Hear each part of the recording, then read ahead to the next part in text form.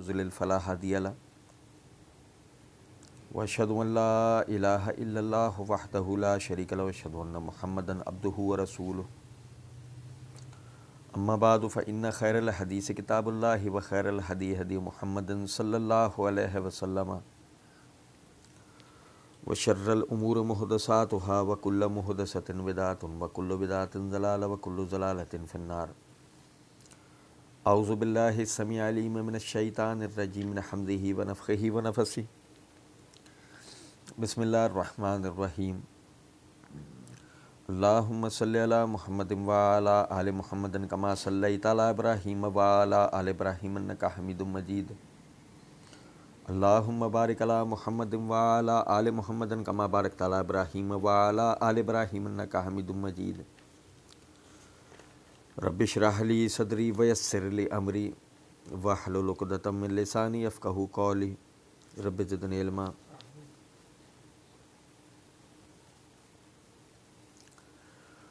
والذين كذبوا بآياتنا واستكبروا عنها أولئك أصحاب النار هم فيها خالدون. فمن أظلم ممن افترى على الله كذبا أو كذب بآياته أولئك ينالهم نصيبهم من الكتاب حتى إذا جاءتهم رسلنا يتوفونهم قالوا أين ما كنتم تدعون من دون الله قالوا ضلوا عنا وشهدوا على أنفسهم أنهم كانوا كافرين.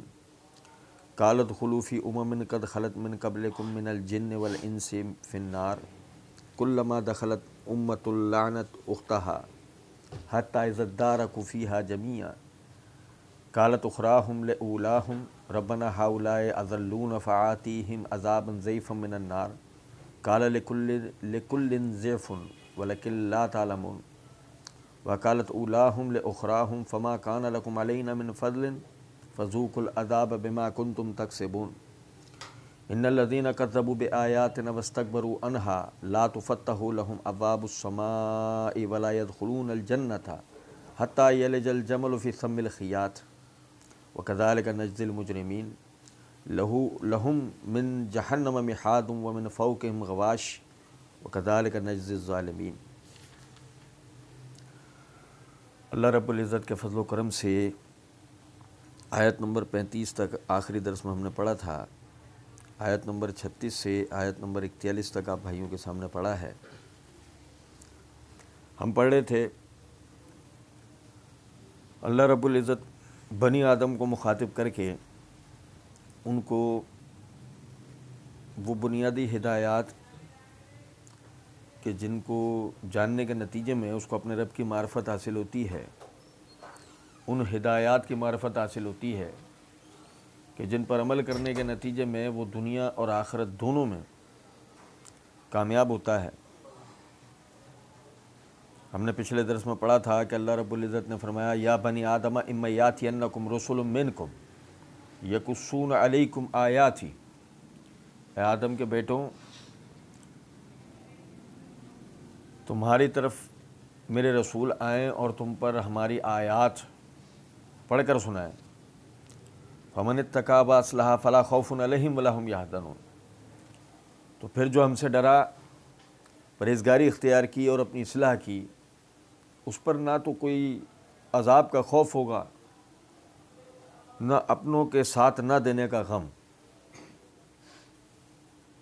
فرمایا والذین کذبوا بآیاتنا واستکبروا عنہا اولئک اصحاب النار هم فیہا خالدون. آیت نمبر 36 کو پڑھنے سے پہلے آیت نمبر 37 کو دیکھیں. فمن اظلم ممن افترى على الله كذبا او كذب بآیاته. اس سے بڑھ کر ظالم کون ہوگا جو اللہ کے ذمہ جھوٹی بات لگائے اور اللہ کی آیات کو جھٹلا دے. اس سے پہلی آیت کو سمجھنا آسان ہو جاتا ہے. دیکھیں، ایک تو وہ ہے کہ جو سرے سے ایمان لے کر ہی نہیں آیا، وہ یعنی کذبوا بآیاتنا کے اندر داخل ہے، والذین کذبوا بآیاتنا. لیکن اکثریت جو ہے نا وہ ایمانداروں کی ہے، ایمان لانے والوں کی.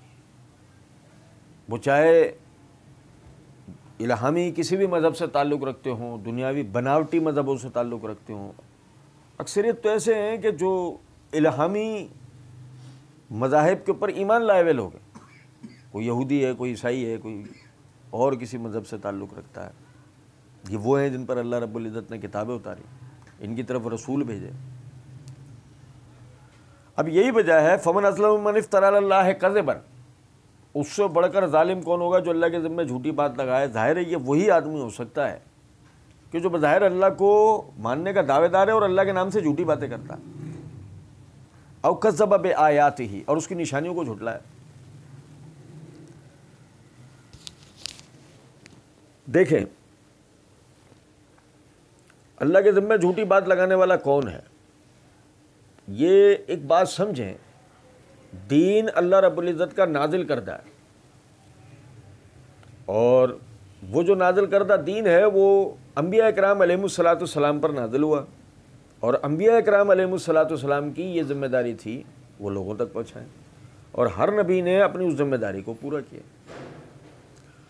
وہ جس قوم اور بستی کی طرف نبی اور رسول بن کر آیا، اس نے ان کو ایک ایک بات عمل کر کر دکھا دی، ہر وہ بات جس سے بچنا ضروری تھا اس سے خبردار کر دیا کہ نہیں، یہ نہیں کرنا ہے، کوئی چیز اس نے چھوڑی نہیں، یہاں تک کہ محمد صلی اللہ علیہ وسلم آخری رسول النبی کے حیثیت سے آئے اور ساری انسانیت کے لیے رسول بن کر آئے۔ انہوں نے ایک ایک بات اللہ کی نازل کردہ دین کی ایک ایک بات وہ لوگوں تک پہنچا دی، جن باتوں سے بچنا تھا اس کے بارے میں بتا دیا۔ اب ظاہر ہے اسے سیکھنا ہے، اسے سیکھے بغیر جو ہے وہ ہمیں پتہ نہیں لگے گا کہ وہ ہدایات کیا ہیں، انہیں جانے بغیر پتہ نہیں لگے گا۔ اب آپ چاہیں تو اس کو سیکھیں، جانیں، اور چاہیں تو آپ اس کے لیے اپنے باپ داداؤں کی، اپنے فرقوں کی، اپنے مذاہب کی تقلید کریں، وہ آپ کے اوپر ہے۔ اب مسئلہ یہ ہے کہ اگر آپ باپ داداؤں کی اور اپنے مذاہب کی تقلید کر رہے ہوتے ہیں تو اس میں جو آپ کا متبوع ہے، جس کی آپ اتباع کر رہے ہیں، وہ جو کچھ بیان کرتا ہے یا اس کی طرف جو کچھ منسوب ہوتا ہے، آپ کی نظر میں صرف وہ دین ہوتا ہے، اور اس کے علاوہ اگر کوئی چیز آ جائے آپ پورا زور لگا کر اس کو جھٹلاتے ہیں، آپ اس کا انکار کرتے ہیں، اور بعض مرتبہ اس کو جھٹلانے کے چکر میں اللہ اور اس کے رسول کے نام سے جھوٹ بولتے ہیں۔ یہ سمجھ رہے ہیں؟ اب یہود و نصارہ کو دیکھ لیجئے، اصل تو مخاطب اس آیت میں وہی ہے نا، سب سے پہلے تو جنہوں نے اللہ کے دین کے، جو اس بات کے دعوے دار تھے ہم پر اللہ کی کتاب اتری، اور جو اس بات کے دعوے دار ہونے کے باوجود کہ ہم پر اللہ کی کتاب اتری، اور وہ اللہ کے ذمے وہ بات کریں کہ جو اللہ نے کہی نہیں ہے، اللہ کے نبیوں نے بتائی نہیں ہے، تو پھر لازمی سی بات ہے کہ یہ جھوٹ بولنے والا طبقہ وہ طبقہ ہوا۔ اب مثال کے طور پہ کیا یسوع مسیح نے کہا میں اللہ کا بیٹا ہوں؟ جیسا میں آپ کو بتاؤں، موجودہ جو اناجیل ہیں، یعنی کہ چاروں جو متفقہ انجیلیں ہیں، ان میں کہیں بھی یہ لفظ نہیں ہے کہ میں اللہ کا بیٹا ہوں۔ تحریفات کر کے اس کے اندر یہ مل جائے گا کہ میں خدا ہوں، یہ مل جائے گا، یہ نہیں ملے گا کہ میں خدا کا بیٹا ہوں، یہ نہیں ملے گا۔ یعنی کہ تحریفات کر کے اس میں یہ تو داخل کر دیا گیا، لیکن یہ نہیں داخل کیا گیا، ہے ہی نہیں۔ ہو سکتا ہے مستقبل میں کر دیں، میری بات سمجھیں، کیوں ہر 5-10 سال بعد انجیل میں تحریفات ہوتی ہیں، یعنی یہ الہامی کتابوں میں کرتے ہیں یہ۔ اب دیکھیں، جب انجیل کے اندر یہ بات تھی نہیں، سنیں توجہ سے، جب انجیل کے اندر یہ بات تھی نہیں کہ میں اللہ کا بیٹا ہوں، اور اس سے ہی یہ عقیدہ بنے گا کہ یسوع مسیح اللہ کے بیٹے ہیں، آپ سمجھیں، تو انجیل میں تھا نہیں، اور جب میں نے کہا یسوع مسیح اللہ کے بیٹے ہیں تو میں دو میں سے کسی ایک کے نام پر جھوٹ بول رہا ہوں نا۔ اللہ نے انجیل میں اتارا نہیں، اور اگر میں انجیل کے نام سے بول دوں تو میں اللہ پر جھوٹ باندھ رہا ہوں، اور میں کہوں یسوع مسیح کا یہ دعویٰ تھا تو میں یسوع مسیح پہ جھوٹ باندھ رہا ہوں نا۔ اور اگر ایک ایسا آدمی یہ کام کرے، مثال ہے کہ ذہن کے اندر خیال آتا ہے نا کہ بھئی اتنے بڑے بڑے جو علماء ہیں ان کو نہیں پتا، تو وہی بات ہے کہ اتنے بڑے بڑے جو پادری ہیں ان کو نہیں پتا، اتنے بڑے بڑے علماء، وہ علماء ہیں نا اپنے مذہب کے، اتنے بڑے بڑے وہ علماء ہیں ان کو نہیں پتا کہ انجیل میں کہیں نہیں لکھا ہوا۔ ایک بات بھئی وہ زیر زبر پیش ملا کر، یا وہی جو مثال ہے کہ کہیں کی اینٹ کہیں کا روڑا، بھانمتی نے کنبا جوڑا، تو اس کنبے کو جوڑ رہے ہیں نا وہ کہ کسی طرح یسوع مسیح کو خدا کا بیٹا ثابت کیا جا سکے۔ تو اب جب وہ جس طرح وہ ثابت کر رہے ہوتے ہیں اس طرح وہ اللہ کے ذمہ جھوٹ باندھ رہے ہوتے ہیں۔ اچھا بظاہر وہ کیا ہو رہا ہے؟ ثابت ہو رہا ہے، بظاہر وہ ثابت بھی ہو رہا ہے، لیکن وہ اللہ کے نام پر جھوٹ بولا جا رہا ہے۔ ایسے ہی پھر اس جھوٹ کی پیروی وہ کرتے ہیں جو ان کے اوپر اندھادھند اعتماد کرتے ہیں اور دین کو سیکھنا نہیں چاہتے۔ جب ہم نے شروع میں پڑھا ہے، وہ ان کے اندھادھند پیروی کرتے ہیں، اس جھوٹ کی پیروی کرتے ہیں، اور اللہ کے ذمے جھوٹی بات کہنے میں ان کے ساتھ شامل ہو جاتے ہیں۔ اب جیسے کہ دیکھیں بظاہر کرسمس منانے میں کیا ہے؟ کچھ بھی نہیں، بظاہر کوئی مسئلہ نہیں، ایک ایونٹ ہے جس کے اندر اچھا پہنا جاتا ہے اور دعوتیں کی جاتی ہیں، میٹھا کھایا جاتا ہے، عید ہے، وہ گویا عید کی طرح ہے، بظاہر اس میں کیا مسئلہ ہے؟ لیکن مسئلہ یہ ہے اس دن ایک بہت بڑا جمع غفیر اللہ کے نام پر جھوٹ بول رہا ہوتا ہے۔ کیا بھائی اس دن اللہ نے اپنے بیٹے کو دنیا میں اتارا ہے، یہ جھوٹ بول رہا ہوتا ہے۔ اب جو شخص بھی لاشعوری طور پر بھی اس میں شامل ہو جائے وہ اس جھوٹ میں بھی لاشعوری طور پر شامل ہو گیا، اور اللہ کہتا ہے فمن ازلم، پھر اس سے بڑھ کر ظالم کون ہوگا؟ سمجھے ہیں بات کو؟ اچھا والذین کذبوا بآیاتنا واستکبروا عنہا، واستکبروا عنہا کیا ہے؟ والذین کذبوا بآیاتنا، وہ جنہوں نے ہماری آیتوں کو جھٹلایا، واستکبروا عنہا، اور اس سے تکبر کیا۔ یہ کیا ہے تکبر کر؟ اس کی دیکھیں میں آپ کو مثالیں بتاتا ہوں۔ دیکھیں سب سے پہلے آپ دیکھیں ہمارے سامنے مثال ہے، نوح علیہ السلام نے اپنے بیٹے کو جب عذاب الہی کے بارے میں بتایا کہ ایک سیلاب آنے والا ہے، ابھی پڑھیں گے ہم انشاءاللہ آگے، نوح علیہ السلام کا ذکر آ رہا ہے، ایک سیلاب آنے والا ہے، وہ سب کچھ بہا کر لے جائے گا۔ اب مسئلہ یہ ہے نوح علیہ السلام کے بیٹے نے، اب وہ ایمان نہیں لایا تھا۔ اچھا نوح علیہ السلام کے بیٹے نے سیلاب بھی دیکھ رکھے تھے،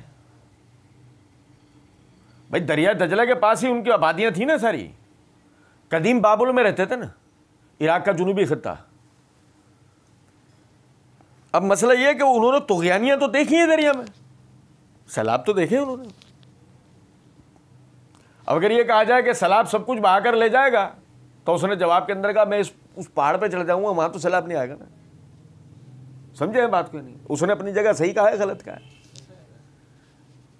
اس نے اپنے مشاہدے پر، سنو، اس نے اپنے مشاہدے پر اللہ کی قدرت کو چیلنج کیا ہے، اس نے اپنے مشاہدے سے برابری کی، اس نے اپنے مشاہدے کو لے کر اللہ کی قدرت کی، اللہ کی بادشاہت کی، میں اس پہاڑ پہ چڑھ جاؤں۔ اور آپ یقین کریں میں عام طور پر یہ بات کہا کرتا ہوں کہ شاید وہ وہی سیلاب آتا جو ہمارے ہاں ہوریکین اور فلاں فلاں جو بڑے بڑے دنیا میں سونامی سیلاب آئے، وہ شاید وہ اسی طرح کا سیلاب آتا، وہ جیسا سیلاب آیا تھا ایسا نہیں آتا۔ لیکن جو اس نے جملہ کہا کہ میں اس پہاڑ پہ چڑھ جاؤں گا جب تو سیلاب نہیں آئے گا نا، وہاں تو نہیں آئے گا نا، یہی وجہ ہے وہ سیلاب اتنا خوفناک آیا۔ یعنی ایک ایسی لہر کہ جو پہاڑوں پر سے ہوتی بھی آئی ہے، پہاڑوں سے بھی بلند لہر یعنی اٹھ کر آئی ہے، آسمان سے بارش ہو رہی ہے، زمین پانی ابل رہی ہے، اور اتنا پانی کا ہوا کا دباؤ اتنا زیادہ ہو گیا ہے کہ اتنی بڑی لہر اٹھائی ہے اس نے ہوا نے کہ وہ پہاڑوں سے بلند ہو گئی وہ لہر. آپ سمجھ رہے ہیں؟ یہی وجہ ہے کہ آج بھی جودھی پہاڑ کے اوپر ماہر آثار قدیمہ جب تحقیقات کرتے ہیں تو وہاں سے نمک ملتا ہے سمندری. اور سمندری نمک وہاں کیسے پہنچا؟ سوچیں ذرا اس بات. اس پانی کی وجہ سے پہنچا کہ جو پانی برابر ہو گیا تو چوٹی. آپ دیکھیں گے نوح علیہ السلام کی کشتی جا کے کہاں لگی؟ قرآن بتاتا ہے جودھی پہاڑ کی چوٹی پہ جا کے کشتی لگی. تو اس کا مطلب کیا ہے؟ پانی کی سطح کہاں پہنچی ہے؟ کہ پہاڑ اندر ہے، پانی کے اندر. تو ایک تکبر کی مثال وہ ہے کہ جب تم پر اللہ کی آیتیں پڑھی جا رہی ہیں تسلیم کرو، مانو. وہ ڈرامے بازیاں کر رہے، ڈٹائی کر رہے، وہ باتیں بنا رہے. ایک بات بنانا یہ تھا، ایک بات بنانا وہ تھا کہ جب موسیٰ علیہ السلام نے فرعون کے سامنے کھڑے ہو کر اللہ رب العزت کی معرفت پیش کی کہ میرا رب وہ ہے جو 7 آسمانوں سے اوپر اپنے عرش پہ مستوی ہے، تمام مخلوقات سے جدا، تو فرعون نے اپنے ایک وزیر سے کہا اے حامان میرے لیے ایک اونچی عمارت تعمیر کرو، میرے لیے ایک اونچی عمارت تعمیر کرو، میں اس پہ چڑھ کر موسیٰ کے رب کو دیکھ سکوں. حالانکہ یہ کتنی سمجھداری کی بات ہے. ابھی آگے آئیں گے آیتیں ہم پڑھیں گے استوا کا مسئلہ کہ اللہ مستوی علی العرش ہے. حالانکہ یہ کتنی عقل لگتی بات ہے کہ ایک دنیاوی بادشاہ جیسے کہ فرعون، وہ اپنے درباریوں سے سب سے بلند تخت پہ بیٹھتا ہے اور اسے بادشاہوں کے بادشاہ کی مثال دی جا رہی ہے کہ وہ اس کائنات سے بلند ہے. اسے یہ سمجھ میں نہیں آ رہا، یا دوسرے لفظوں میں ایک آ جائے سمجھ میں سب آ رہا تھا، ڈٹائی کرنی تھی. اس نے اپنی عقل لڑائی اور کہا میرے لیے اتنی اونچی عمارت تعمیر کر. اچھا اس میں بڑا طنز ہے اس کے اندر. میں نے بتایا تھا سورۃ طور میں اس میں بڑا طنز ہے. یہی نہیں کہ وہ اس عقیدے کا مذاق اڑا رہا ہے، بلکہ وہ اپنی طاقت کا مظاہرہ بھی کر رہا ہے کہ میرے پاس ایسے لوگ ہیں کہ دیکھو اگر میں تعمیر کرنے پہ آؤں تو میں اتنی بلند عمارت تعمیر کر سکتا ہوں کہ آسمانوں کو چھو جائے. وہ ایک الگ بات ہے، اس غریب کو یہی نہیں پتا تھا کہ آسمان ہے کدھر. فرعون بھی تو اپنے علم اور مشاہدے کے مطابق بات کر رہا ہے. لیکن آپ یہ دیکھیں غور طلب نکتہ ہے کہ اللہ رب العزت نے اسے بھی وہی پانی میں ڈبو کے ہلاک کر دیا، اور وہ بھی وہی اسی طریقے سے کہ اس کی عقل کو بالکل جس عقل کو اس نے لڑایا اللہ کے مقابلے میں اللہ نے پہلے اس عقل کو معاف کیا. میں عموماً کہا کرتا ہوں کہ ایک آدمی مصر کا بادشاہ ہے، نہری نظام اس نے بنایا، دریا کے اندر آنے والی طغیانی اور روانی کو وہ اس سے بہتر کون جانتا ہے. پھر کیا ہوا اس کو کہ جب وہ دیکھ رہا ہے کہ ایسا راستہ بن گیا پانی کے اندر، دونوں لہریں ایسی کھڑی ہو گئی، پانی ایسے کھڑا ہو گیا اور ایسا راستہ بن گیا اور یہ سب اتر گئے، وہ بھی پیچھے اتر گیا، پوری فوج لے گئے. عقل سے تو سوچے نا، چلو یہ اتر گئے، یہ تو اتر گئے، پار ہو جائیں گے، ان کا نصیب. میں کیوں اتروں؟ پانی ہے نا. اور پانی کون سا ہے؟ کوئی ندی نہر نہیں ہے، دریا ہے، ڈبو دے گا، ہلاک کر دے گا، بہا کے لے جائے گا ہم سب کو. لیکن سب سے پہلے اللہ نے کیا کرا؟ اس کی عقل کو معاف کر دیا، اسے کچھ سمجھ نہیں آیا کہ میں کیا کر رہا ہوں. پھر اسی طریقے سے آپ دیکھیں نبی صلی اللہ علیہ وسلم کے زمانے میں جب نبی صلی اللہ علیہ وسلم نے مر کر دوبارہ زندہ کیے جائیں گے، یہ عقیدہ کہ بھائی اگر اللہ قیامت کے دن تمام لوگوں کو اپنی قبروں سے اٹھا کر کھڑا کرے گا، روز محشر ہوگا، ان سے حساب کتاب ہوگی. سارے رسول اللہ صلی اللہ علیہ وسلم آخرت کے عقیدے کو بتا رہے. تو ابو جہل وہ قبرستان گیا، وہاں سے ایک پرانی بوسیدہ قبر میں سے 2 ہڈیاں لے کر آیا. رسول اللہ صلی اللہ علیہ وسلم یہاں سمجھا رہے ہیں، دروازے پہ کھڑا ہوا، سب کو مخاطب کیا، اسے سنو، ایسے ہڈیاں بلند کی اس نے اور ایسے آپس میں ٹکرا کے توڑ دی.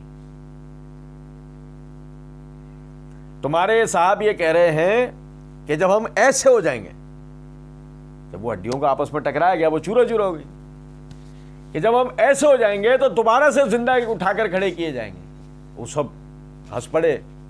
نبی صلی اللہ علیہ وسلم جو دعوت کا آپ کی تاثر ان پر بن رہا تھا وہ ختم ہو گیا. اب حالانکہ وہ جس کو ابو الحکم کہا جاتا تھا، ابو جہل تو اللہ نے نام دیا نا اس کو، ورنہ اس کو ابو الحکم کہا جاتا تھا، فیصلے کی قوت رکھنے والا، علم والا۔ اس علم والے بے وقوف کو اس وقت اتنی بات سمجھ میں نہیں آ رہی ہے کہ تو گنا کھاتا ہے، تیرے سامنے اگتا ہے، تیرے سامنے ریزہ ریزہ ہوتا ہے، پورا سال گزرنے کے بعد وہیں سے دوبارہ نکل آتا ہے۔ او بھائی، اگر عقل سے ہی باتوں کو سمجھنا ہے، مشاہدے سے ہی باتوں کو سمجھنا ہے، تو اللہ رب العزت تو اپنی نشانیاں پورے سال میں دکھاتا ہے، پل پل میں دکھاتا ہے، دن دن میں دکھاتا ہے، رات رات میں دکھاتا ہے۔ وہ تو ہمیں ہی نہیں ہے نا معرفت اللہ کی، ہمیں ہی نہیں ہے نا تمیز اللہ کی نشانیوں کو سمجھنے کی۔ والذین کذبوا بآیاتنا واستکبروا عنہا، اور جو اس سے تکبر کر۔ آج ہماری مثال لے لو،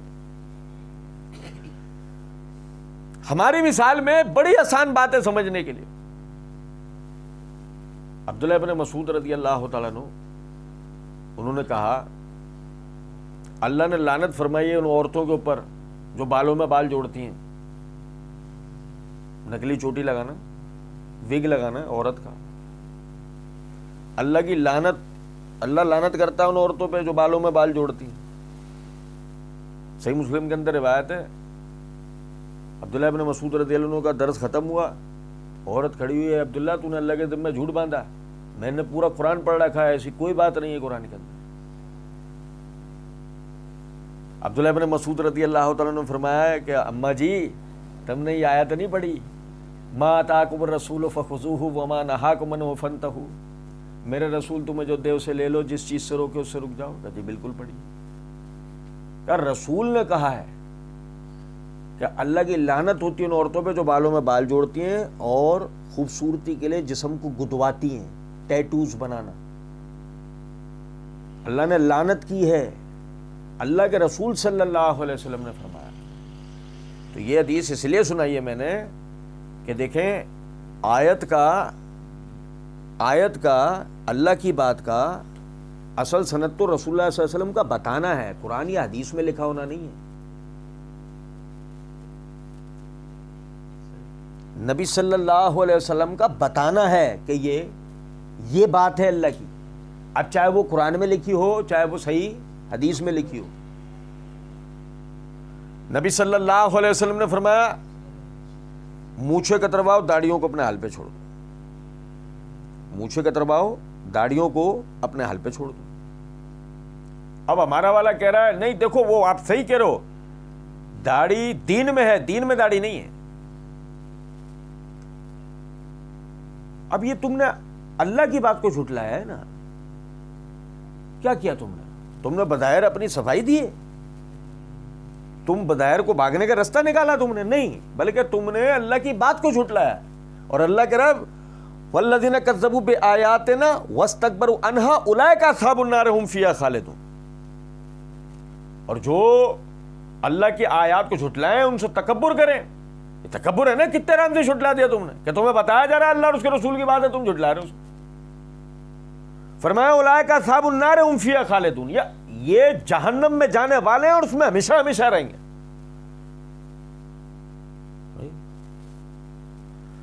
فمن اظلم ممن افترى علی اللہ کذبا او کذب بآیاتہ، اس سے بڑھ کر ظالم کون جو اللہ کے ذمہ جھوٹی بات لگائے اور اللہ کی نشانیوں کا انکار کرے۔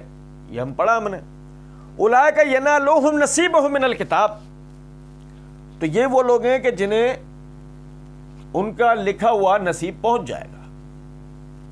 اب دیکھو ہمارے ہاں بہت سارے لوگوں کے ذہن میں یہ خیال آتا ہے کہ یار کفار اللہ کو جھٹلانے والے، ان کے ملکوں میں اتنی خوشحالی ہے، وہ اتنی آئیڈیل زندگی جی رہے ہوتے ہیں، خود ہمارے ہاں کتنے ایسے لوگ ہیں جو اللہ کی باتوں کو، اللہ کے رسول کی باتوں کو جھٹلانے والے، گناہوں میں مطلب لبریز، اور وہ ایک آئیڈیل زندگی جی رہے ہوتے ہیں۔ بظاہر تو ان پر ہم کوئی عذاب اترتے نہیں دیکھ رہے ہوتے، کیا وجہ ہے؟ اگر وہ واقعی اللہ کو جھٹلانے والے تھے تو ان کے اوپر تو عذاب اتر جانے چاہیے تھے۔ اس کے برعکس ایک مومن جو ہے، ایک مسلمان جو ہے، اس کی زندگی پھر تکلیفوں والی ہوتی، حالانکہ اس کے اوپر تو بڑی برکتیں اتر جانی چاہیے تھی۔ سمجھے ذرا اس بات، اللہ عادل ہے، ظالم نہیں ہے، ظلم پر قادر ہے ظلم پر اللہ تو ہر شے پہ قادر ہے، ظلم پر قادر ہے، پر کرے کس پہ ظلم؟ وہ تو جو کہتا ہے وہ ہو جاتا ہے، ویسے ہی ہو جاتا ہے بھائی، اس کی مرضی کے خلاف کیا ہوگا؟ ایک بات تو سمجھے ذرا اس بات، اللہ عادل ہے، برابری کرتا ہے۔ اب ایک کافر جو ہے اس سے اللہ رب العزت دنیا میں سب کچھ چھین لیتا اور آخرت میں عذاب کی طرف لوٹا دیتا، اور اگر وہ کافر یہ کہہ دیتا ہے اللہ مانا کہ تو نے اپنے ماننے والوں کو دنیا میں نہیں دیا، مگر یہاں تو نے جنت میں بھیج رہا ہے نا، مگر ہمیں تو دنیا میں بھی نہیں دیا اور یہاں بھی نہیں دے رہا، تو برابری کیا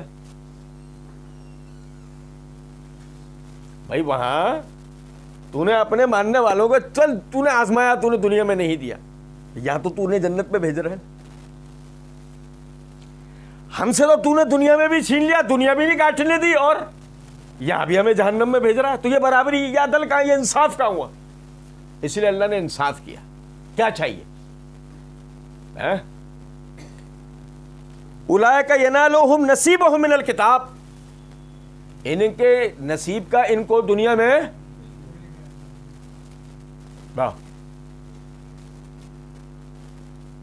ہر دنیا سے نہیں جائے گا جب تک اپنے حصے کی آخری خوشی اور آخری غم نہ جھیل لے، اپنے حصے کی آخری خوشی اور آخری دکھ نہ اٹھا لے۔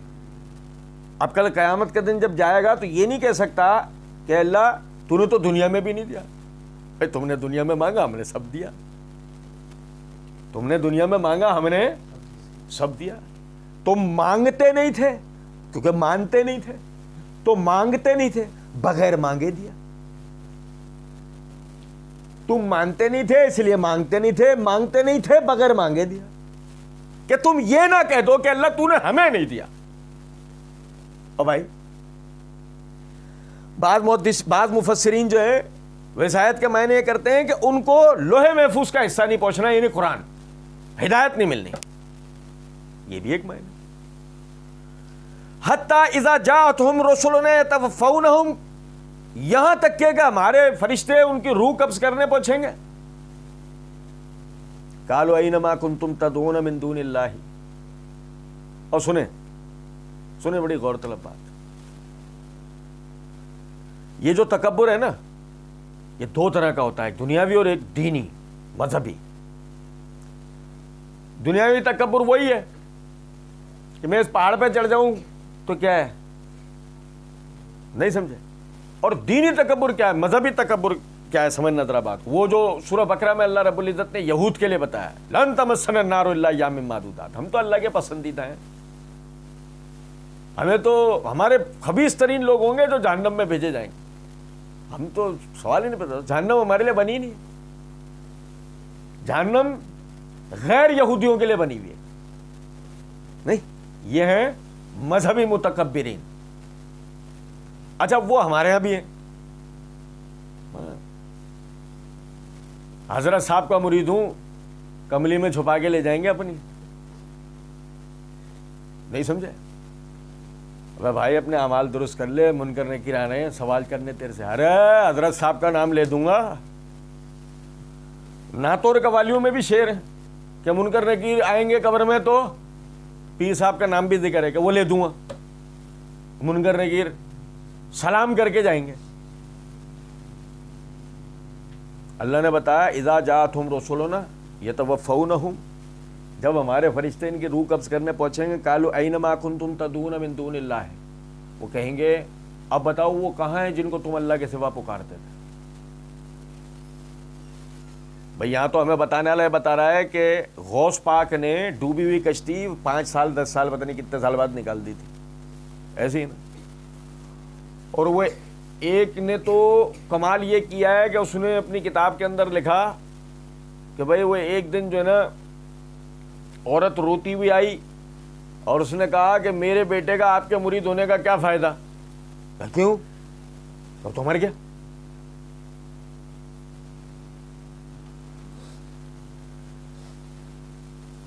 حضرت نے غیب کے اندر دیکھا فرشتہ جو ہے وہ روح کی تھیلی لے کے جا رہا تھا، حضرت نے وہ تھیلی چھین لی اس سے، ہاں میرے ذمہ حوالہ ہے، حضرت نے جو ہے روحوں کی تھیلی چھین لی, اس چھینا جھپٹی میں تھیلی کھل گئی, روحیں نکل گئی ساری. اس دن کوئی بھی نہیں مرا, سب زندہ ہو گئے.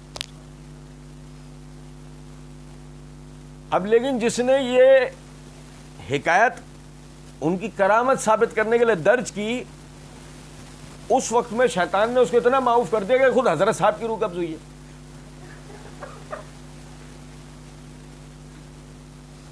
ہوئی ہے, ان کا بھی تو انتقال ہوا ہے. پھر تم لکھ رہے ہو, تم بچے, اتنے بڑا مرید ہو سکتا ہے جو ترجمہ کر دیا کتاب کا, کتاب لکھ دی, کہ تم بھی مر گئے. ہاں, پھر فائدہ کیا ہوا مرید ہونے کا؟ اصول تو یہی ہے. اور سنیں ذرا بات کو, اینما کنتم تدعون من دون اللہ, کہاں ہیں وہ جن کو تم اللہ کے سوا پکارتے تھے؟ قالوا ضلوا عنا وشہدوا علی انفسہم انہم کانوا کافرین, وہ کہیں گے بس گم ہو گئے ہم سے ان کے پتے گم ہو گئے. وشہدوا علی انفسہم, اپنے آپ پر گواہی دیں گے وہ, انہم کانوا کافرین, کہ وہ کفر کرتے تھے, جھٹلاتے تھے. ورنہ آپ دیکھو نا, سرکار کے امتی ہیں, جنت میں ضرور جائیں گے. بھائی تو پہلے اپنا امتی ہونا تو ثابت کر. بھائی سمجھے ذرا اس بات کو. ایک آدمی, ابھی پچھلے دنوں کیا ہوا, ایک سوشل میڈیا کے اوپر ایک تصویر وائرل ہوئی, ایک تھائی شخص, تھائی لینڈ کا ایک رہائشی, وہ مسلمان ہو گیا. وہ پہلے جو بھی تھا وہ بدھ مذہب سے تعلق کیا, جو بھی تھا وہ, تو اس کے پورے جسم پہ ٹیٹوز بنے ہوئے تھے. اب مسلمان ہوتے کے ساتھ ہی جو نا وہ چلا گیا کوئی حج عمرے کے لیے, اور وہاں پہ اس نے تصویر لے لی. وہ تصویر سوشل میڈیا میں وائرل ہوئی تو دو طرفہ بحث کا نقطہ شروع ہو گیا. ایک طبقہ کہنے لگا اب اس کا تو عمرہ ہی نہیں, دوسرا کہنے لگا چھوڑو یار تم, وہ کیا وہ پورے جسم پہ ٹیٹوز, چہرے وہرے پہ سب پہ ٹیٹوز بنے ہوئے تھے. وہ ساری باتوں سے قطع نظر تصویریں ہیں نا وہ, باقی تو سب چیزیں چھوڑو کہ گدوانا حرام ہے, وہ ساری چیزیں چھوڑو ایک منٹ کے لیے.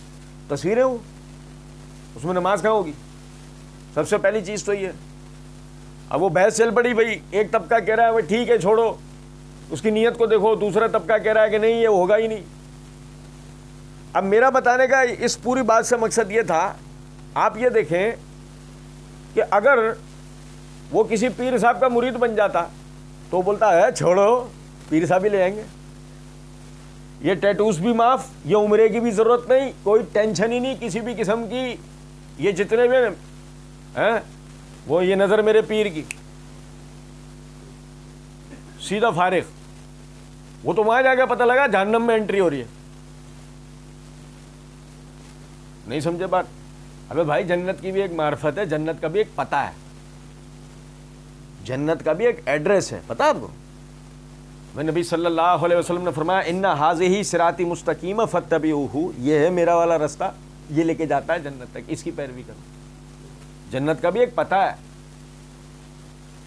اس پر آگے کون چل رہے ہیں؟ نبی صلی اللہ علیہ وسلم, پیچھے ہم سب ہیں.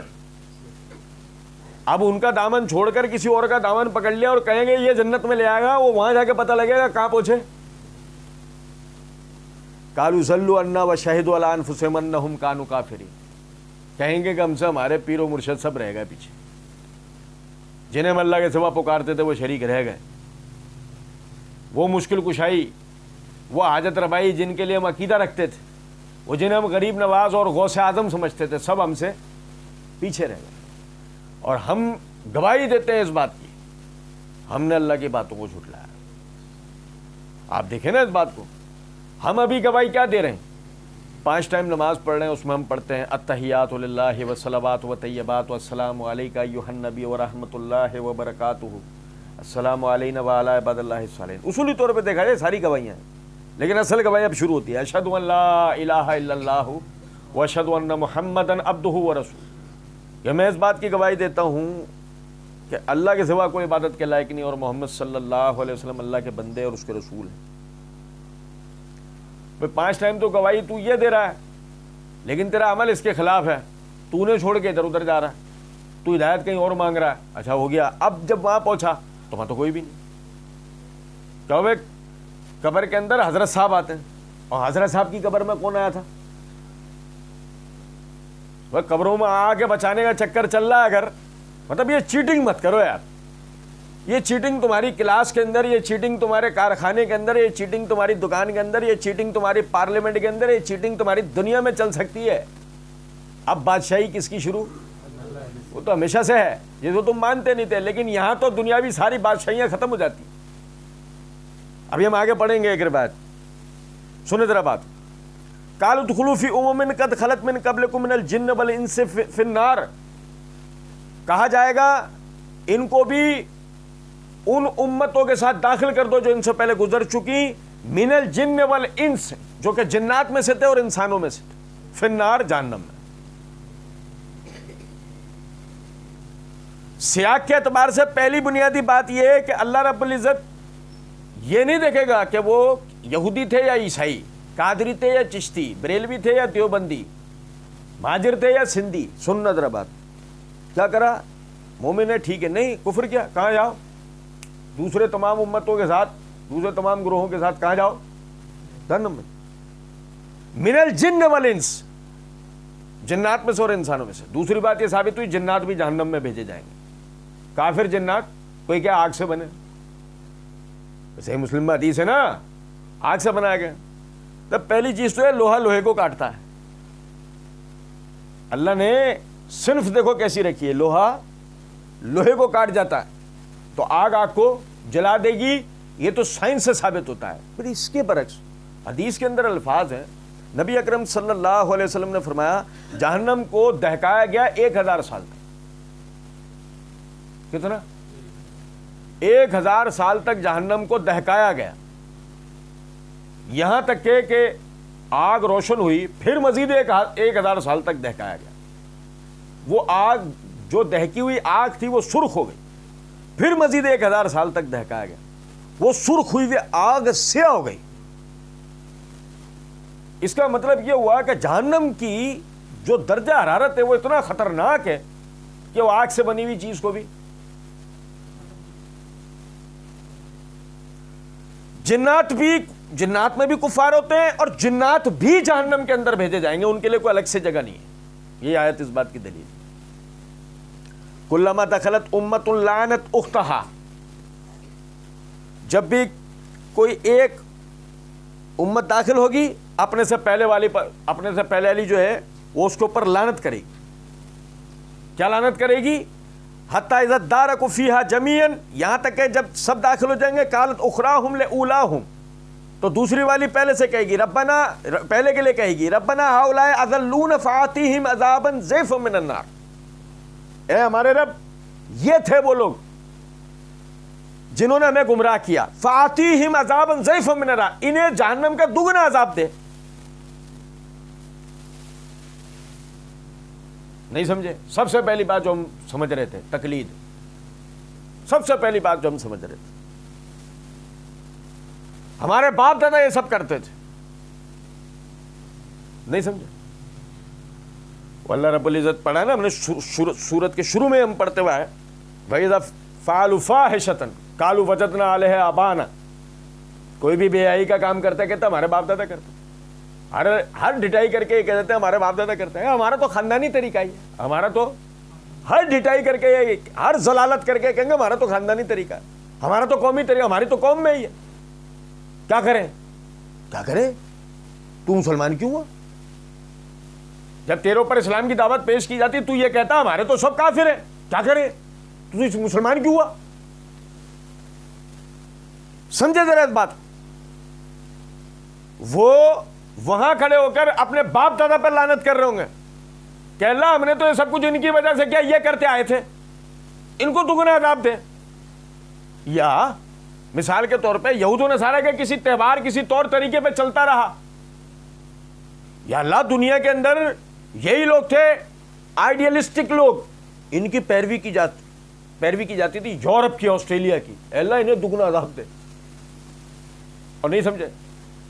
یا جیسے کہ ہم تو سارے حنفی تھے، ہم تو سارے شافعی تھے، ہم تو سارے مالکی تھے، ہم تو سب اثنا عشری تھے،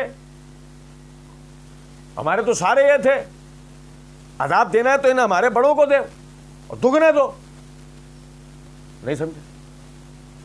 قال لکل ضعف، اللہ کہے گا ہر ایک کے لیے دگنا ہے۔ سورہ توبہ میں پڑھا تھا نا ہم نے، اصول ہے سنوذبہم مرتین ثم یردون الی عذاب عظیم، دنیا میں دو دو بار قبر کا عذاب جھیلیں گے اور آخرت میں بڑے عذاب کی طرف لوٹائے جائیں گے. سب کے لیے اصول ہے. لکل ضیف، سب کے لیے دگنا ہے، وہ متبوع ہو وہ تابع ہو، جس کی پیروی ہوتی ہے وہ ہو یا جو پیروی کرتا رہا وہ ہو. ولکن لا تعلمون، اور لیکن ہوا وہی کہ تمہیں پتہ نہیں اس بات کا، تم اس اندھیرے کے اندر رہے، تم اس گھمنڈ کے اندر رہے کہ تمہیں یہ بچا لے گا یا وہ بچا لے گا، اور تم نے اس کے لیے اللہ کو خود سے ناراض رکھا. وقالت اولاہم لاخراہم فما کان لکم علینا من فضل فذوقوا العذاب بما کنتم تکسبون.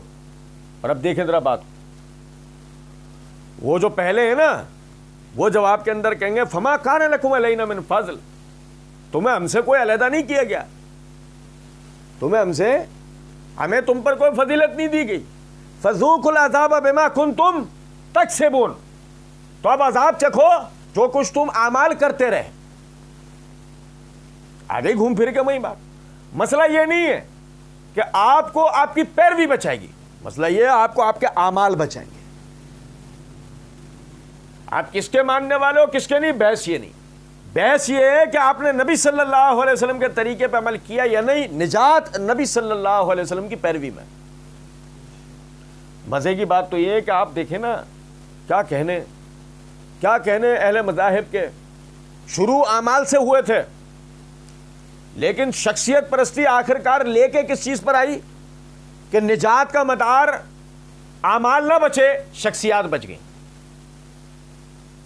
آپ دیکھیں کیا یہودی مذہب میں اعمال جو کہ ویسے بہتر ہیں، لیکن کیا اعمال نجات کا ذریعہ بتائے جاتے ہیں؟ نہیں. کیا عیسائی مذہب میں اعمال جو کہ شخصیت کی تعمیر کرتے ہیں، لیکن کیا اعمال نجات کا ذریعہ بتائے جاتے ہیں؟ نہیں. یہی ہندو مذہب میں تو نجات کا تصور ہی نہیں. باقی دنیا کے جتنے مذہب ہیں ان میں بھی دیکھ لیں، حتیٰ کہ بدھزم میں دیکھ لیں. اسلام کے بعد اس وقت دنیا میں دوسرے نمبر پہ قبول کیا جانے والا مذہب کہا جا رہا ہے بدھزم کو، مگر اس میں بھی یہی. بدھا نے بڑے اچھے اعمال کیے، انسانی خدمت کے کیے، اور جتنے بدھسٹ ہیں ان سے پوچھا جائے اعمال نجات کا ذریعہ ہے، وہ یہی بات کہیں گے کہ جی جو بدھا کا ماننے والا بدھا اس کی خود نجات کروائے گا. تو آخرکار شخصیات کی طرف. اور ادھر نبی صلی اللہ علیہ وسلم اپنی بیٹی فاطمہ جو کہ جنت کی عورتوں کی سردار ہیں، انہیں کہہ رہے ہیں میری بیٹی فاطمہ تجھے دنیا کے اندر جو کچھ چاہیے مجھ سے لے لے، کل قیامت کے دن میں تیرے کوئی کام نہ آ سکوں گا. نبی صلی اللہ علیہ وسلم اپنی بیٹی فاطمہ جو کہ جنت کی عورتوں کی سردار ہیں ان سے کہہ رہے ہیں جب نبی اپنی بیٹی کے کام نہیں آ سکیں گے کل قیامت کے دن میں، آپ پتہ نہیں کس خواب خرگوش کے مزے لوٹ رہے ہیں، ہم پتہ نہیں کون سے اندھیرے میں پڑے. اماں بچا لے گی، ابا بچا لے گا، کوئی کسی کو نہیں بچائے گا. ہر کوئی بھاگتا پھر رہا ہو، ہر کوئی اس بات پر ہوگا کہ میری نجات ہو جائے، میں کسی طریقے سے بچ جاؤں. اور آپ دیکھیں اب وہ جو جن کی پیروی کی جاتی تھی وہ یہ کہہ رہے ہیں کہ ہم اور تم میں کوئی تفریق باقی نہیں رہی، تم نے جو اعمال کیے تم اس کا عذاب بھگتو. اس میں سب سے پہلے کون ہوگا؟ ابلیس. سب سے پہلے کون ہے؟ ابلیس جنات میں سے نا. اللہ نے تو خود تو کہا انسان اور جن دونوں کو کہاں بھیجا جائے گا؟ جہنم. ان الذين كذبوا بآياتنا واستكبروا عنها لا تفتح لهم ابواب السماء. بے شک جن لوگوں نے ہماری آیتوں کو جھٹلایا اور اس سے تکبر کیا، لا تفتح لهم ابواب السماء، یہ جنہوں نے ہماری آیتوں کو جھٹلایا اس سے تکبر کیا، ان کے لیے آسمان کے دروازے نہیں کھولے جائیں گے. ولا يدخلون الجنة، یہ جنت میں ہرگز داخل نہیں ہوں گے، حتى يلج الجمل في سم الخياط، یہاں تک کہ اونٹ سوئی کے ناکے میں سے گزر جائے. وكذلك نجزي المجرمين، اور مجرموں کو ہم اسی طریقے سے بدلہ دیتے ہیں. اب ذرا غور کیجئے، برا بن عاطب رضی اللہ تعالیٰ عنہ فرماتے ہیں ایک انصاری صحابی کے جنازے میں تھے ہم لوگ، نبی صلی اللہ علیہ وسلم کے ساتھ ساتھ چل رہے تھے، یہاں تک کہ قبرستان پہنچے. آپ صلی اللہ علیہ وسلم ایک طرف تشریف فرما اور لکڑی سے زمین کو کورید رہے تھے. پھر آپ ہم سے گویا ہوئے اور فرمایا لوگوں جب مومن کا انتقال ہوتا ہے تو آسمان سے خوش شکل فرشتے اترتے ہیں، جنتی لباس لے کر آتے ہیں، جنتی خوشبوئیں لے کر آتے ہیں، اس کو اٹھاتے ہیں، اس کو آنن فانن کے اندر لباس پہناتے ہیں، خوشبوئیں لگاتے ہیں، اس کی روح کو لے کر اپنے ساتھ چلتے ہیں، یہاں تک کہ جب آسمان کے قریب پہنچتے ہیں تو آسمان کے فرشتے فوراً دروازہ کھول کر کہتے ہیں یہ کس پاک روح کو لے کر آئے ہو؟ وہ فرشتے بتاتے ہیں فلاں ابن فلاں ہے۔ اب وہاں سے لے کر چلتے ہیں، تا حد نکاح فرشتے دیکھنے کے لیے جمع ہو جاتے ہیں کہ یہ پاک روح کس کی ہے۔ اب دوسرے آسمان پر کے دروازے پر پہنچتے ہیں، یہاں تک کہ وہ خود ہی دروازہ کھول دیتے اور کہتے ہیں پاک روح کس کی ہے، اور یہی سلسلہ چلتا ہے یہاں تک کہ ساتویں آسمان پر پہنچتے ہیں۔ اللہ رب العزت اس سے اللہ رب العزت اس کو کہتا ہے، فرشتوں سے کہتا ہے کہ اس کو علیین کے اندر لے جاؤ، اس کا مقام دکھا دو، یہاں تک کہ اب اسے لوٹایا جاتا ہے قبر میں سوالات کے لیے، اور اس سے فرشتے سوال کرتے ہیں تیرا رب کون ہے؟ وہ کہتا ہے میرا رب اللہ ہے۔ اس سے سوال ہوتا ہے تیرا دین کیا ہے؟ وہ کہتا ہے میرا دین اسلام ہے۔ اس سے کہا جاتا ہے وہ جو تمہاری طرف رسول بنا کر بھیجے گئے تھے ان کے لیے تو کیا کہتا ہے؟ تو یہ کہتا ہے میں گواہی دیتا ہوں وہ اللہ کے بندے اور اس کے رسول ہیں۔ اب اس کے بعد اللہ رب العزت اس کی طرف ایک خوبصورت شخص کو بھیجتا ہے، اتنا خوبصورت کہ دیکھنے والا دیکھتا رہ جائے۔ بندہ حیرانگی سے پوچھتا ہے کہ تو کون ہے؟ وہ کہتا ہے میں تیرا نیک عمل ہوں، میں تیرا نیک عمل ہوں، وہ عمل جس کی وجہ سے اس کی نجات ہوئی، میں تیرا نیک عمل ہوں۔ اب بندہ کہے گا اے اللہ تو اسی وقت قیامت برپا کر دے تاکہ میں جلد از جلد اپنے اہل و مال سے مل سکوں۔ بھائی حدیث میں الفاظ ہے نا، اہل تو اس کے گھر والے، مال وہ جو اللہ کے راستے میں دیتا ہے تو وہاں جمع ہو جاتا ہے، صحیح مسلم والی حدیث کہ اللہ بس ابھی حشر برپا کر دے، ابھی قیامت کا دن کر دے، بس میں جلد از جلد جو ہے نا اپنے اہل و مال سے مل لوں۔ اب رسول اللہ صلی اللہ علیہ وسلم نے ایک سکتہ لیا اور فرمایا اور جب کوئی کافر کے مرنے کا وقت آتا ہے تو انتہائی کریہ شکلوں کے، انتہائی خطرناک چہروں والے فرشتے اتر کر آتے ہیں، اور اس کو جس طریقے سے ببول کے کھیت کے درمیان میں، ببول کے کھیت لگے وہ اور اس کے درمیان میں ململ کا کپڑا پھنس جائے اور آدمی اسے کھینچ لے تو اس کپڑے کا اثر کیا ہوگا؟ ٹکڑے اڑ جائیں گے اس کے۔ اس طریقے سے فرشتے اس کی روح کھینچ کے نکال لیتے اور کہتے ہیں اے خبیث ابن خبیث نکل۔ اب جب اس کو لے کے نکلتے ہیں تو آسمان کے فرشتے دروازہ نہیں کھول رہے ہوتے اور کہہ رہے ہوتے ہیں یہ کس بدبودار مردار کی روح کو لے کر آیا، اتنی اس میں سے بو آ رہی ہوتی۔ وہ کہتے ہیں فلاں ابن فلاں، یہاں تک کہ یہ سلسلہ چلتا ہوا آتا ہے، اللہ رب العزت کہتا ہے اس کو سجین میں اس کا مقام دکھا دو، اور اب اس سے فرشتے قبر میں سوال کرتے ہیں تیرا رب کون ہے؟ کہتا میں نہیں جانتا۔ تیرا دین کیا ہے؟ میں نہیں جانتا۔ تو محمد صلی اللہ علیہ وسلم کے بارے میں کیا کہتا ہے؟ میں نہیں جانتا۔ اللہ رب العزت فرماتے ہیں اس نے پہلے بھی جھٹلایا، یہ آج بھی جھٹلانے والا ہے، اس پر جہنم کی ایک کھڑکی کو کھول دو، اور یہیں سے اس پر عذاب کا سلسلہ شروع ہوتا ہے۔ عبداللہ ابن مسعود رضی اللہ عنہ والی حدیث کے اندر یہ زیادت ہے، یہ مزید الفاظ زیادہ ہیں کہ ایک فرشتہ اس پر مقرر کیا جاتا ہے جس کے ہاتھ میں گرز ہوتا ہے۔ گرز سمجھتے ہیں؟ ایک ڈنڈا جس کے اوپر گیند لگی ہوئی ہوتی ہے لوہے کی، اس کو زیادہ خطرناک بنانا ہوتا ہے نا تو اس میں سے کیلے نکال دیتے ہیں، نوکے نکال دیتے ہیں، ورنہ وہ ویسے بھی لوہے کی جو گیند اس کے اوپر لگی ہوئی ہوتی ہے وہ بہت وزنی ہوتی ہے، کسی چیز پہ مار دیں تو اس چیز کو وہ پچکا کے رکھ دیتی ہے، اور اگر وہ نوکوں والی مار دیں تو اس کے پر خچے اڑا دیتی ہے۔ وہ فرشتہ اس پہ مقرر کیا جاتا ہے، اور ایک اور حدیث کے اندر یہ الفاظ ہیں کہ اسی فرشتے کے لیے نبی صلی اللہ علیہ وسلم نے فرمایا اس کی آنکھیں اور کان نہیں ہیں، وہ دیکھ نہیں سکتا اور سن نہیں سکتا۔ صحابہ کرام رضوان اللہ علیہ مجمعین نے سوال کیا کہ اللہ کے رسول وہ دیکھ سن کیوں نہیں سکتا؟ تو نبی اکرم صلی اللہ علیہ وسلم نے فرمایا اس لیے کہ جب وہ ضرب مارتا ہے نا، اس کو عذاب شروع ہوا اور اس پہ وہ ضرب مارتا ہے قبر میں، تو جو اس کا چہرہ پھٹتا ہے وہ منظر دیکھ نہیں سکتا کوئی آدمی، تو اس کو ترس نہ آ جائے اسے دیکھ کے، اس لیے اللہ نے اسے آنکھیں ہی نہیں دی۔ اور وہ جو تکلیف سے چلاتا ہے اس چلانے کو تم نہیں سن سکتے، اس لیے اللہ نے اس کو کان نہیں دیے کہ کہیں اس پہ ترس نہ آ جائے۔ وہ اسے مارتا ہے اور مارتا چلا جاتا ہے، اس کو پہلی ضرب پڑتی ہے چہرے کے ٹکڑے ہو جاتے ہیں، پھر چہرہ جڑتا ہے، پھر مارتا ہے، پھر چہرے کے ٹکڑے جاتے ہیں، اور یہی تکلیف کا سلسلہ اس کو جلانے کے ساتھ ساتھ قیامت تک رہے گا، یہاں تک کہ قیامت کا دن آ جائے۔ آپ اندازہ کریں، اللہ نے فرمایا لا تفتح لهم ابواب السماء ولا يدخلون الجنة حتى يلج الجمل في سم الخياط۔ آپ دیکھیں کہ اللہ نے اس کا جنت میں جانا کیسا ناممکن بتایا ہے کہ جس طرح اونٹ سوئی کے سوراخ میں سے نہیں گزر سکتا اللہ نے فرمایا حتی یلج الجمل فی سم الخیاط، یہ جنت میں نہیں جا سکتا یہاں تک کہ اونٹ سوئی کے ناکے میں سے گزر کے دکھائے۔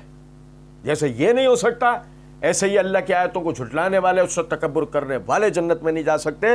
وَكَذَلِكَ نَجْزِي الْمُجْرِمِينَ، اور اسی طریقے سے ہم مجرموں کو بدلہ دیتے ہیں۔ اب بظاہر دیکھا جائے تو ایک ذہن میں خیال آتا ہے گناہگار کی جگہ مجرم کا لفظ کیوں استعمال کیا گیا ہے؟ میرے بھائی، میں عموماً ایک بات کہا کرتا ہوں، جرائم جو ہے جرائم، جتنے بھی جرائم ہیں اصلاً گناہ ہے۔ یہ آپ سمجھ رہے ہیں میری بات؟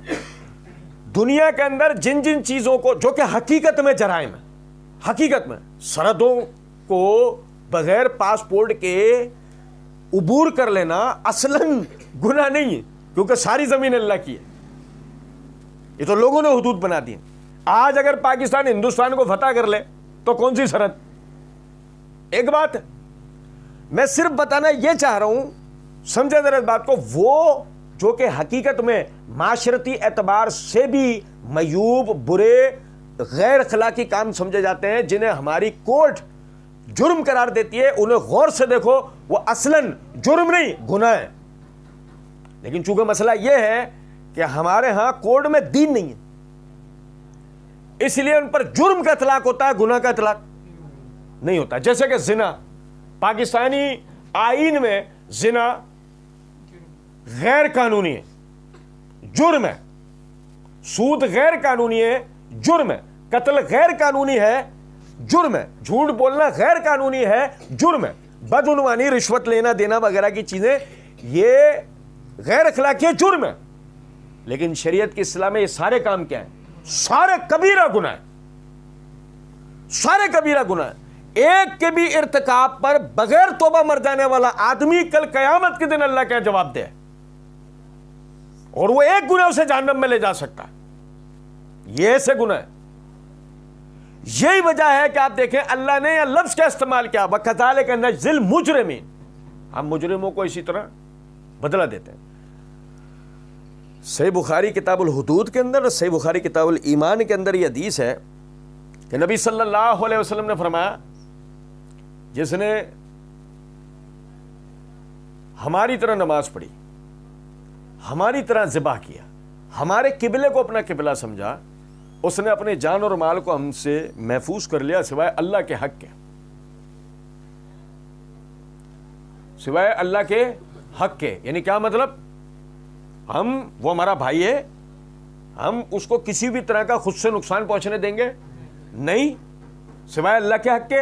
یعنی مطلب کہ اس نے کوئی جرم کیا ہو تو جو شرعی حدود و تعزیرات ہیں وہ اس پر لاگو ہوں گی، پھر اس کا معاملہ اللہ پر ہے،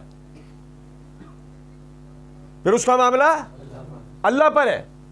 جس کو دنیا کے اندر اس کے جرم کی سزا ملی وہ دنیا سے پاک اٹھے گا، اور جسے نہیں ملی وہ اللہ کیا جواب دے ہوگا۔ یہ وہ بات تھی کہ چھوڑو مردوں کو، وہ عورت والا واقعہ پتا ہے نا، کہ جو نبی صلی اللہ علیہ وسلم عورت نے آگے کہا تھا اللہ کے رسول مجھ سے زنا ہو گیا، مجھے اس گناہ سے پاک کر دیجئے۔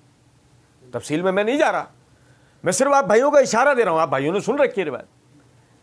یہ وہی احساس اس حدیث کی وجہ سے وہ احساس تھا کہ مجرم کی حیثیت سے، گناہگار کی حیثیت سے اگر دنیا سے اٹھ گئے، ہاں وہ چوچو آیا تھا نا کورٹ میں سے ایسے انگلیاں دکھاتا ہوا، ہاں وہ شاہ رخ جتوئی کیا نام ہے اس کا، وہ آیا تھا نا ایسے انگلیاں دکھاتا ہوا۔ یہ سمجھو آپ ضیفا من النار، دگنا عذاب ہے جہنم میں، یہی پڑھا نا ہم نے۔ یہ آپ فتح کا نشان بناتے ہوئے نہیں آ رہے، اگر آپ کو آپ کے جرم کی سزا دنیا میں نہیں ملی تو یہ آپ کی کامیابی کی دلیل نہیں ہے، یہ سمجھ لو اب آپ کی پکڑ کی دلیل ہے۔ یہاں سے آپ کا عذاب کا سلسلہ گویا شروع ہو رہا ہے۔ گویا اللہ اس بات پر قادر ہے, وہ انتظار بھی نہیں ہونے دے گا کس کا, قیامت کے. چاہے تو دنیا میں پکڑ لے, چاہے تو عبرت کا نشان بنائے آخرت میں پکڑے. بھائی دیکھ لو نا, ہمارے سامنے زندہ مثال ہے. پکڑنے کو آتا ہے, فرعون جیسے کو پکڑ لیتا ہے, نہیں پکڑنے پر آتا تو ہمارے سامنے زندہ مثال ہے. نمرود اپنے سارے دربار کے لوگوں سے اپنے سر پہ جوتے پڑواتا تھا, ایسے نہیں مرنے دیا اللہ نے اس کو. بھائی سر میں تکلیف ہوتی تھی نا اس کو. کیا روایت میں الفاظ ہے, کیڑا گھس گیا تھا اندر دماغ میں. وہ کیڑا دماغ کے اندر گھسا اور اس کے بعد اس کے سر میں جو تکلیف شروع ہوئی ہے, وہ اپنے محل کے ایک ایک شخص کو کہتا تھا میرے سر پہ مارو, مجھے اس تکلیف سے کسی طرح نجات دلا. وہ آدمی جس نے ابراہیم علیہ السلام کے سامنے یہ کہا تھا, اچھا میں بھی رب ہوں, میں بھی خدا ہوں, میں بھی زندہ کرتا ہوں اور مارتا ہوں. اللہ نے اس کی موت کو لوگوں کے لیے عبرتناک بنایا. ایسا اتنی آرام سے نہیں مرنے دیا اس کو. جیسے وہ تو فرعون تو نیل میں غرق ہو گیا نا, چلو مر گیا, پھر لاش مل گئی, لاش عبرت کے. اس کو تو اللہ نے ایسا مرنے بھی نہیں دیا. اس کے لیے ایک زمانہ یہ اپنے آپ کو جوتے پڑواتا رہا لوگوں سے. تو اللہ پکڑنے پہ آ جائے تو ایسے بھی پکڑ لیتا, اور نہ پکڑنے پہ آئے تو پھر قیامت, یعنی یہاں دنیا میں ڈھیل دے دے تو قیامت میں ہمارے سامنے ابلیس زندہ مثال ہے. پڑھا نا ہم نے پچھلے دنوں تو سورت کے اندر پڑھا ہے. فرمایا لہم من جہنم مہاد ومن فوقہم غواش وکذالک نجزی الظالمین. یہ آخری بات اس بات اب کیا آئندہ پڑھیں گے. اللہ نے فرمایا لہم من جہنم مہاد. صحیح مسلم کے اندر حدیث ہے, نبی اکرم صلی اللہ علیہ وسلم نے فرمایا میری سفارش ہر گناہ گار کو فائدہ دے گی. صحابہ نے پوچھا اللہ کے رسول, کیا آپ کے شفاعت نے آپ کے چچا کو فائدہ نہیں دیا؟ ابو طالب نے آپ کا کتنا ساتھ دیا, لیکن آخری وقت میں کیا کہا تھا سب کو مخاطب کر کے, تم لوگ گواہ رہنا میں اپنے باپ دادا کے دین پر مر رہا ہوں, یعنی مسلمان نہیں ہوئے. سمجھے؟ صحیح مسلم کے اندر حدیث ہے, نبی اکرم صلی اللہ علیہ وسلم نے فرمایا میری شفاعت کا انہیں فائدہ ہوا, اللہ نے ان کو جہنم میں ٹخنوں تک رکھا ہوا, جس کی تپش اتنی ہے کہ ان کا دماغ ایسے کھولتا ہے جیسے چولہے پر ہانڈی کھولتی ہے. لہم من جہنم مہاد. ہم نے جہنم میں ان کے لیے بچھونا بنا رکھا ہے. یہ بچھونا کیا ہے؟ آگ کا فرش, جس میں آدمی کم از کم ٹخنوں تک اترے گا. حدیث نے اس کی وضاحت کر دی نا, اس میں آدمی کم از کم کتنا اترے گا. یہ جہنم کا بالکل پہلا اسٹیج ہے عذاب کا, بالکل پہلا اسٹیج جہنم میں عذاب کا. یہ سب سے پہلا, یعنی گیٹ سے یہ شروع ہوتا ہے, بس یہ سب سے پہلا اسٹیج ہے جہنم. ومن فوقہم غواش, اور ان کے اوپر چھت بھی وہی آگ کی ہے. وکذالک نجزی الظالمین, اور ہم ایسے ظالموں کو ایسا ہی بدلہ دیتے ہیں. بھائی ظالم ہی ہے نا, عربی زبان میں ظلم لغتاً کہتے ہیں اندھیرے کو, اور ظالم جو اندھیرے میں ہے. ظالم کو ظالم کہا ہی اس بنیاد پہ جاتا ہے کہ وہ اپنے گھمنڈ, اپنی طاقت, اپنے تکبر کے نشے میں اتنا چور, اتنا اندھیرے میں ہے کہ اس کو اندازہ نہیں ہو پا رہا ہے کہ وہ کتنے بڑے نقصان کی طرف جا رہا ہے. دنیا کے اندر کوئی ایسا ظالم گزرا ہے جس نے زوال نہ پایا, کہ آخر ترقی کرتا مرا ہے؟ دنیا میں ایسا کوئی ظالم نہیں گزرا. بڑے بڑے ظالموں نے دنیا کے اندر زوال کی شکل دیکھی ہے. اپنے آپ کو ختم ہوتا, اپنے خاندانوں کو, اپنی بادشاہتوں کو, اپنی سلطنتوں کو, قارون جیسا اپنی دولت کو, قارون جیسا اپنی دولت کو. اور دولت کی اور بھی مثالیں دی جا سکتی ہیں, لیکن میرا صرف بتانے کا مقصد اس بات سے یہ ہے کہ آپ ذرا اس منظر کو دیکھیں کہ آپ کے پیروں کے نیچے بھی آگ ہے, آپ کے سر کے اوپر بھی آگ ہے, آپ اس میں کھڑے ہیں, کیا اس وقت کیفیت ہوگی. آج گرمی تیز پڑتی ہے, ہم روڈ پہ ہوتے ہیں, ڈامر کا روڈ پیر جلا رہا ہوتا ہے, ڈامر کا بنا ہوا روڈ پیر جلا رہا ہوتا ہے ہمارا, چپل سے اندر ہیٹ آ رہی ہوتی, کھڑا نہیں ہوا جا رہا ہوتا. سر کے اوپر سورج ہوتا ہے, چھت کے طور پہ نہیں, روشنی کے طور پہ. سورج ہم پر چھت کے طور پہ نہیں ہے. 1 انچ بھی قریب آ جائے نا, ابھی جس جگہ ہے اس جگہ سے اگر 1 انچ بھی زمین کے قریب آ جائے, زمین کے اوپر موجود ہر چیز جل کے راکھ ہو جائے. تو وہ ایک جگہ ہے ابھی، سمجھے ذرا اس بات کو، ہمارے سروں پر نہیں ہے، سمجھ رہے ہیں؟ اس کی تپش جب آ رہی ہوتی ہے ہم سر ڈھانپ رہے ہوتے ہیں، اپنے دھوپ میں کھڑے نہیں ہوتے، آپ اندازہ کریں۔ تو جہنم ڈرنے والی چیز ہے، اللہ اس سے ڈراتا ہے، فاتقوا النار، ڈرو اس آگ سے۔ میں عموماً ایک بات کہا کرتا ہوں کہ تمام تعریفیں اللہ رب العزت کے لیے ہیں، وہ اگر کسی چیز کا تعارف کرا رہا ہو تو وہ کوئی معمولی بات نہیں ہے کہ اللہ نے جہنم کا تعارف ایسے، فاتقوا النار، اللہ نے ایسے قرآن میں 7 مقامات پر جہنم سے ڈرایا ہے کہ اللہ آگ سے ڈرو، جہنم سے ڈرو۔ تو اللہ رب العزت سمجھنے، عمل کرنے، اصلاح کرنے کی توفیق عطا فرمائے۔ وما علینا الا البلاغ۔